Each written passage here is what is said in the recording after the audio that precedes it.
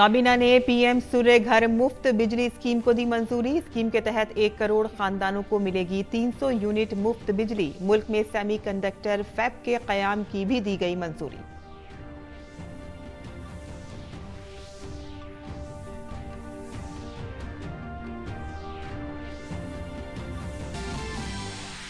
हिंदुस्तान और मॉरिशस के वज़ीर-ए-आज़म ने मॉरिशस के अगालिगा जजीरे में कम्युनिटी तरक्की के 6 मंसूबों का किया इफ्तिताह। नई फिजाई पट्टी और सेंट जेम्स जेट्टी का भी किया इफ्तिताह। पीएम मोदी ने कहा कि हिंदुस्तान ने हमेशा मॉरिशस की जरूरियात का किया है एहतराम।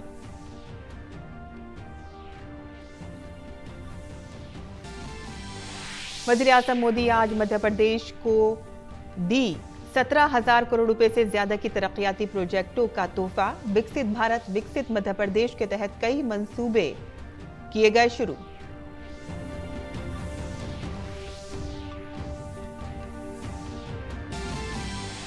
बशीरहाट अदालत ने टीएमसी लीडर और संदेश खाली स्कैंडल के अहम मुल्जिम शाहजहां शेख को भेजा 10 दिन की पुलिस हिरासत में। सीआईडी ने तहकीकात की संभाली कमान। टीएमसी ने शेख शाहजहां को पार्टी से 6 साल के लिए किया मुअत्तल। हिमाचल प्रदेश में कांग्रेस के 6 अरकान असेंबली की रुकनीत मंसूख। असेंबली स्पीकर ने तमाम अरकान असेंबली को करार दिया नाअहल। तमाम 6 अरकान असेंबली का कांग्रेस पार्टी से हुआ इखराज।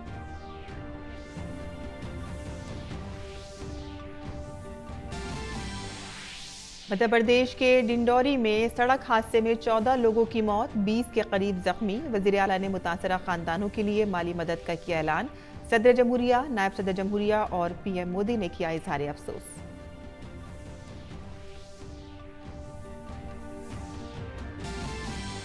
लोकसभा इंतखाबात के पेश नजर बीजेपी की पहली सेंट्रल इलेक्शन कमेटी की मीटिंग आज। उम्मीदवारों की पहली फहरिस्त देर शाम जारी होने का इम्कान।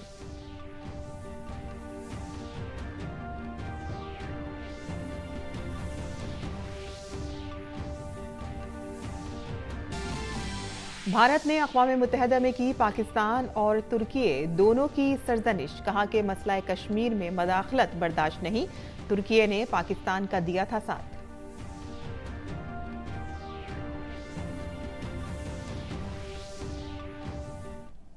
आदाब नाज़रीन, खबरनामे में आपका इस्तकबाल है। मैं हूं साइमा खान। अब खबरें तफसील से। मरकजी वजीर अनुराग सिंह ठाकुर ने प्रेस ब्रीफिंग में बताया कि वजीर आज़म नरेंद्र मोदी की क़यादत में आज होने वाली काबीना की मीटिंग में पीएम सूर्य घर मुफ्त बिजली स्कीम को मंजूरी दी गई है।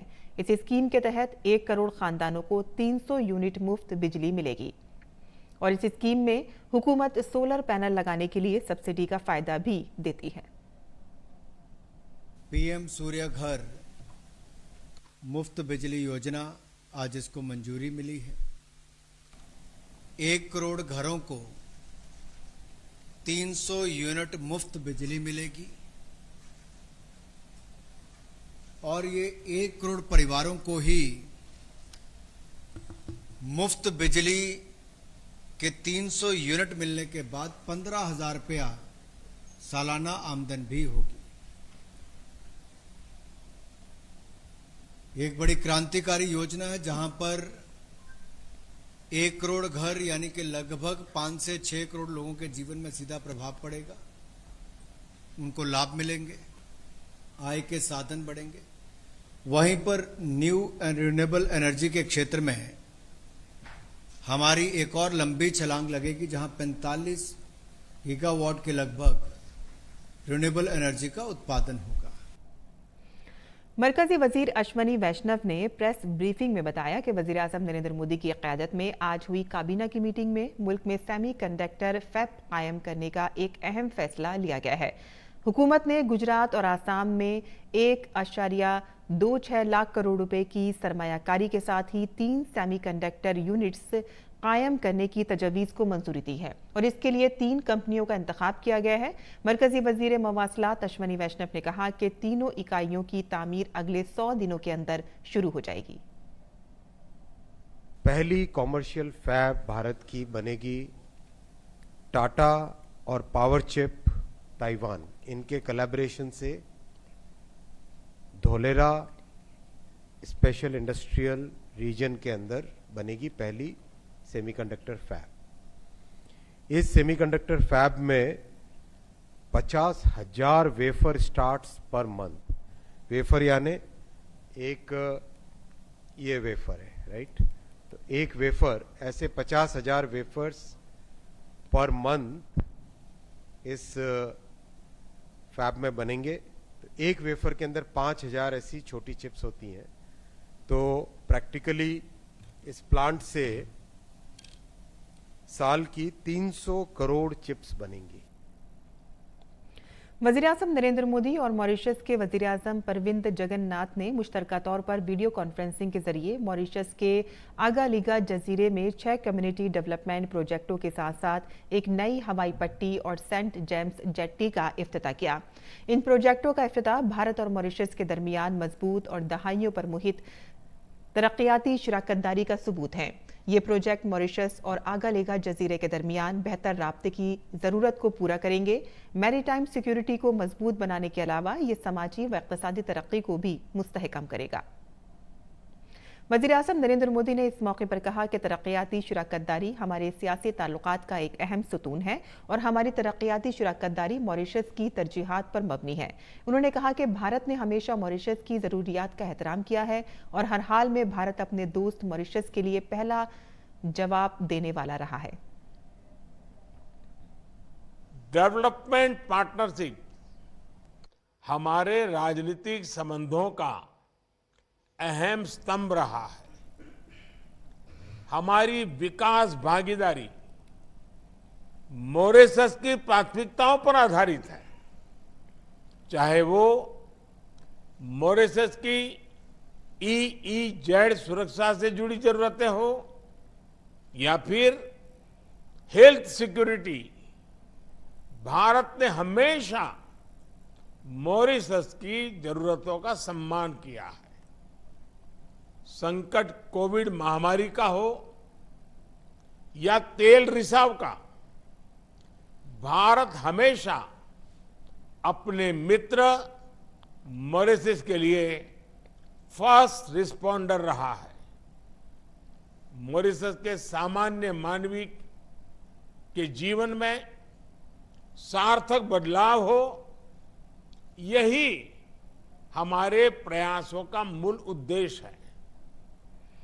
वज़ीर-ए-आज़म नरेंद्र मोदी ने भारत और मॉरिशस को समुद्री सलामती के मैदान में कुदरती शराकतदार करार देते हुए कहा कि दोनों ममालिक को बहराए हिंद में मुख्तलिफ चैलेंजों का सामना है। वज़ीर-ए-आज़म ने यह भी कहा कि हम मैरीटाइम सिक्योरिटी के लिए मुख्तलिफ जहतों पर सरगर्म अमल हैं। इंडियन ओशन रीजन में अनेक पारंपरिक और गैर पारंपरिक चुनौतियां उभर रही है। ये सभी चुनौतियां हमारी अर्थव्यवस्था को प्रभावित करती हैं। इनसे निपटने के लिए भारत और मॉरिशस मैरीटाइम सिक्योरिटी के क्षेत्र में स्वाभाविक साझेदार है। इंडियन ओशन रीजन में सुरक्षा, समृद्धि और स्थिरता सुनिश्चित करने के लिए हम सक्रिय रूप से काम कर रहे हैं। एक्सक्लूसिव इकोनॉमिक जोन की निगरानी, ज्वाइंट पेट्रोलिंग, हाइड्रोग्राफी और humanitarian assistance and disaster relief, सभी क्षेत्रों में हम मिलकर सहयोग कर रहे हैं। मॉरिशस के वज़ीर-ए-आज़म प्रविंद जगन्नाथ ने इन प्रोजेक्टों के लिए भारत के ताउन की तारीफ की और कहा कि भारत के ताउन के बगैर ये प्रोजेक्ट मुमकिन नहीं थे। उन्होंने जोर दिया है कि ये मंसूबे मॉरिशस की तरक्की और बुनियादी ढांचे में बहुत मदद करेंगे। The setting up of the new airstrip and jetty facilities in Agaliga is the fulfillment of yet another Mauritian dream, which many generations have lived in their hearts. This could not have been possible without the assistance of India, which has entirely financed these infrastructural projects. Shri Modi ji, I wish to convey to you the profound gratitude of the government and the people of Mauritius for the special consideration you have given to our country ever since you assumed responsibility as the Prime Minister of the Republic of India. और प्रविंद जगन्नाथ ने वज़ीर-ए-आज़म नरेंद्र मोदी की तारीफ करते हुए कहा कि आज भारत उनकी बेहतरीन क़यादत में मुख्तलिफ शोबों में एक आलमी पावर हाउस बन गया है। प्रविंद जगन्नाथ ने यह भी कहा कि यहाँ के लोगों को मॉरिशस में खोले गए जन औषधि मराकज़ के जरिए फराहम की जा रही दवाओं से बहुत फ़ायदा हो रहा है। और आगे बढ़ते हैं, जहां वज़ीर-ए-आज़म नरेंद्र मोदी आज वीडियो कॉन्फ्रेंसिंग के जरिए विकसित भारत विकसित मध्य प्रदेश प्रोग्राम से खिताब किया। तकरीब के दौरान वज़ीर-ए-आज़म ने मध्य प्रदेश में 17,500 करोड़ रुपए से ज्यादा के कई तरक्याती मंसूबों का संग बुनियाद रखा और कौम के नाम वक्फ किया। इन मंसूबों में आबपाशी, बिजली, सड़कें, रेलवे, वाटर सप्लाई, कोयला, सनत समेत कई अहम शोबे शामिल हैं। वज़ीर-ए-आज़म ने मध्य प्रदेश में साइबर तहसील प्रोजेक्ट का भी आगाज किया। वज़ीर-ए-आज़म ने कहा कि डबल इंजन की सरकार तेजी से काम कर रही है। भाजपा की डबल इंजन सरकार ऐसे ही डबल स्पीड से विकास कर रही है। ये परियोजनाएं एमपी के लोगों का जीवन आसान बनाएगी, यहां निवेश और नौकरियों के नए अवसर बनाएगी। इसके लिए आप सभी को बहुत बहुत बधाई। वज़ीर-ए-आज़म ने मध्य प्रदेश में 5,500 करोड़ रुपए से ज्यादा के आबपाशी प्रोजेक्टों का संग बुनियाद भी रखा। उन्होंने इस मामले में भी कांग्रेस को घेरा। भाजपा सरकार और कांग्रेस की सरकार के बीच का क्या अंतर होता है, इसका उदाहरण सिंचाई योजना भी है। 2014 से पहले के 10 वर्षों में देश में लगभग 40 लाख हेक्टेयर भूमि को सूक्ष्म सिंचाई के दायरे में लाया गया था। लेकिन बीते 10 वर्ष के हमारे सेवाकाल में इसका 2 गुना यानी लगभग 90 लाख हेक्टेयर खेती को सूक्ष्म सिंचाई से जोड़ा गया है। ये दिखाता है कि भाजपा सरकार की प्राथमिकता क्या है। ये दिखाता है कि भाजपा सरकार यानी गति भी प्रगति भी। और हिमाचल प्रदेश में राज्यसभा इंतखाबात के दौरान क्रॉस वोट देने वाले 6 कांग्रेस अरकान असेंबली की रुकनीत मंसूख कर दी गई है। असेंबली स्पीकर कुलदीप सिंह पठानिया ने कहा है कि इन एमएलएस ने विप की खिलाफ वर्जी की है और इसीलिए इन्हें असेंबली से नाअहल करार दे दिया गया है। स्पीकर ने यह भी फैसला दल बदल कानून के तहत दिया है। जिन एमएलएस की रुकनीत मंसूख की गई है उनमें धर्मशाला के एमएलए सुधीर शर्मा, सुजानपुरा एमएलए राजेंद्र राणा, कठारहार के एमएलए देवेंद्र भुट्टो और गिरगेट एमएलए चैतन्या शर्मा, लाहौल स्पीति एमएलए रवि ठाकुर और बड़सर एमएलए इंद्र दत्त लखनपाल शामिल हैं। I hold that the respondent qualification under para 2 1 clause 1 sub clause A of the 10th schedule, and therefore I hold and declare that respondent number 126 ceased to be member of Himachal Pradesh Legislative Assembly with immediate effects. और TMC leader और संदेश खाली वाकये के अहम मुल्जिम शाहजहां शेख को 10 दिन की police हिरासत में भेज दिया गया है। शाहजहां शेख को कल रात शुमाली 24 परगना के मीना खान इलाके से गिरफ्तार किया गया था। गिरफ्तारी के बाद उन्हें आज बशीरहाट अदालत में पेश किया गया। अदालत में पुलिस ने 14 रोजा रिमांड की दरख्वास्त की थी, ताहम अदालत ने 10 रोजा रिमांड दे दिया। इस दौरान सीआईडी ने संदेश खाली की तहकीकात शुरू कर दी है।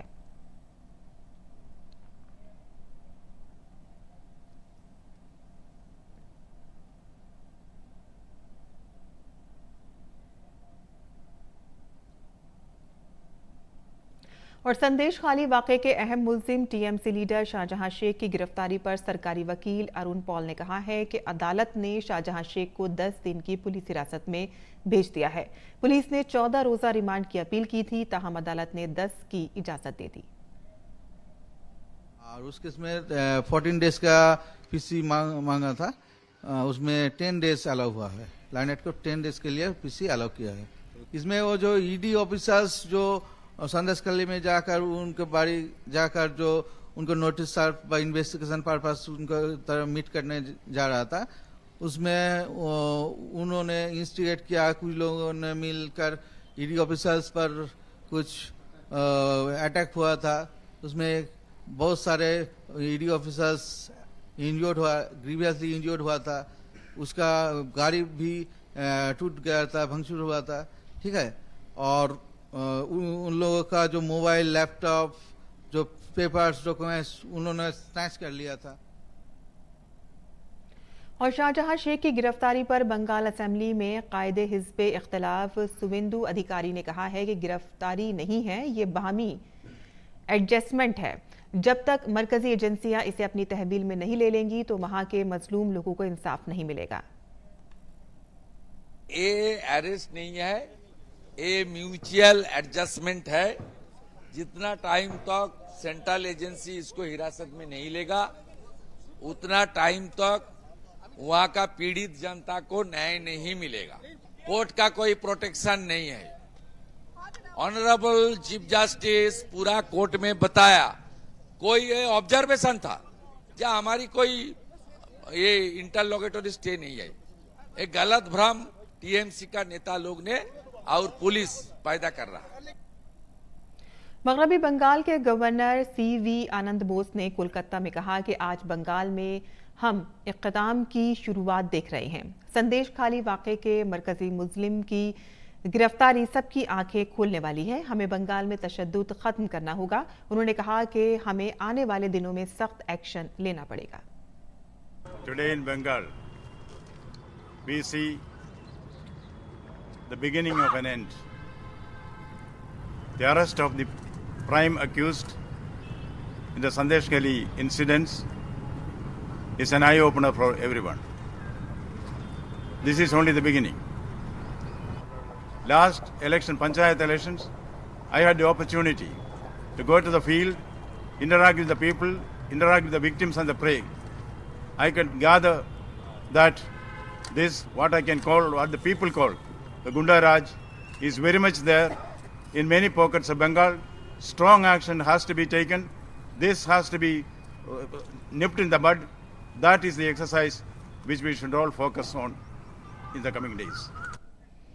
और सीवी आनंद बोस ने कहा कि गवर्नर होने के नाते उन्होंने तमाम शरपसंद अनासिर को मशवरा दिया है कि वो खुद को कानून के सुपुर्द कर दें, वरना सख्त कार्रवाई की जाएगी। मध्य प्रदेश के डिंडोरी में एक पिकअप गाड़ी उलटने से 14 लोगों की मौत हो गई है। इस हादसे में तकरीबन 20 अफराद जख्मी भी बताए जा रहे हैं। तमाम जख्मियों को कम्युनिटी हेल्थ सेंटर शाहपुरा में दाखिल कराया गया है। हादसे का शिकार होने वाले गोद भराई में शिरकत के बाद वापस आ रहे थे। ये हादसा बिछिया थाना इलाके में आज सुबह 3 से 4 बजे के दरमियान पेश आया। वज़ीर आला ने हादसे पर दुख का इजहार करते हुए जाबहक होने वालों के लवाहिकीन के लिए फीकस 4-4 रुपए की माली इमदाद का ऐलान किया है और जख्मियों के इलाज और मुआलजे की हिदायत भी दी है। डिंडोरी में सड़क हादसे के बाद वजीर संपतिया ओइके मध्य प्रदेश हुकूमत के नुमाइंदे के तौर पर मौके पर पहुंची, जहां उन्होंने हादसे की जानकारी ली। उन्होंने कहा कि हुकूमत मुश्किल की इस घड़ी में मुतासिरीन के साथ है।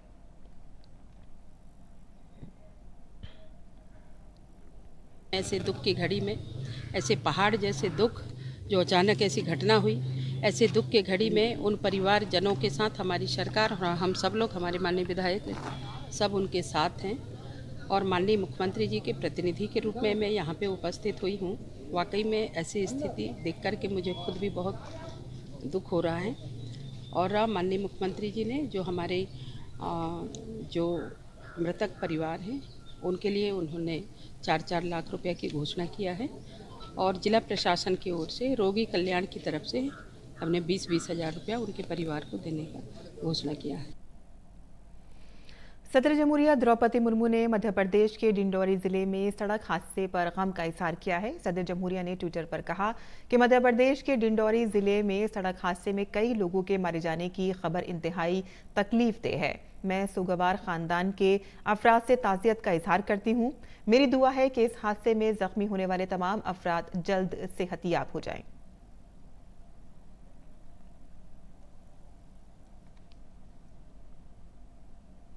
वहीं वज़ीर-ए-आज़म नरेंद्र मोदी ने मध्य प्रदेश के डिंडौरी सड़क हादसे में लोगों की मौत पर गम का इजहार किया है। उन्होंने कहा कि मेरी हमदर्दियां सोगवार खानदान के साथ हैं। ईश्वर उनके इस मुश्किल वक्त में हिम्मत दे। और साथ ही वज़ीर-ए-आज़म ने तमाम जख्मियों की जल्द सेहतियाबी की ख्वाहिश की है। रियासती हुकूमत की निगरानी में मकामी इंतजामिया मुतासरीन को हर मुमकिन मदद फराहम करने में मसरूफ है।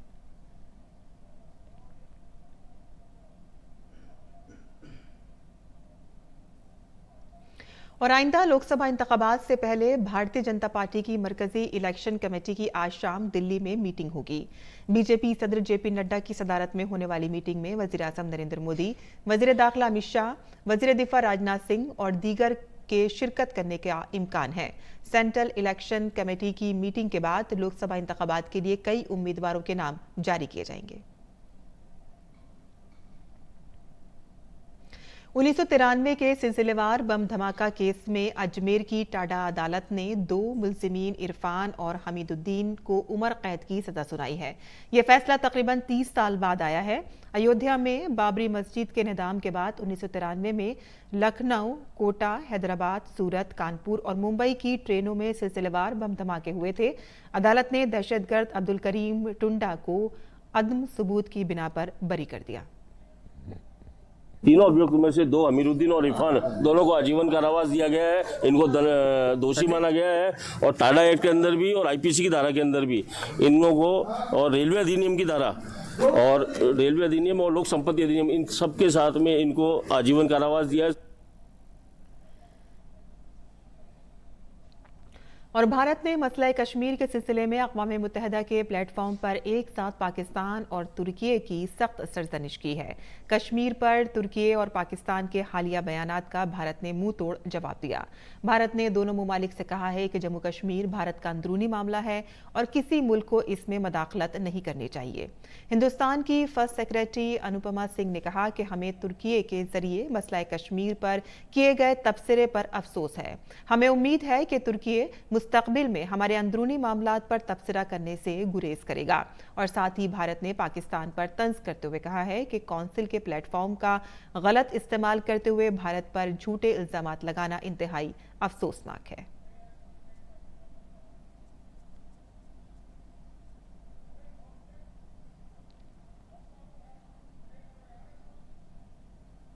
With regard to the extensive references to India made by Pakistan, we note that it is deeply unfortunate for the Council's platform to have once again been misused to make patently false allegations against India. We will make only 3 points. 1. The entire union territories of Jammu and Kashmir and Ladakh are an integral and inalienable part of India. Pakistan has no locus standi to pronounce on matters that are internal to India. 2. A country that has institutionalized the systemic persecution of its own minorities and has a truly abysmal human rights record, commenting on India, which is demonstrably making great strides in achieving economic progress and social justice, is not merely ironical but perverse. 3. A country that hosts and even celebrates UNSC-sanctioned terrorists, commenting on India, whose pluralistic ethos and democratic credentials are exemplars for the world, is a contrast for everyone to see. We cannot pay any further attention to a country that speaks while being soaked in red. The red of the bloodshed from the terrorism it sponsors around the world, the red of its debt-riddled national balance sheets, and the red of the shame its own people feel for their government having failed to serve their actual interests. और इसी के साथ ही हमारा खबरनामा यह खत्म पजीर होता है। हमारी पूरी टीम को दें इजाजत। आदाब।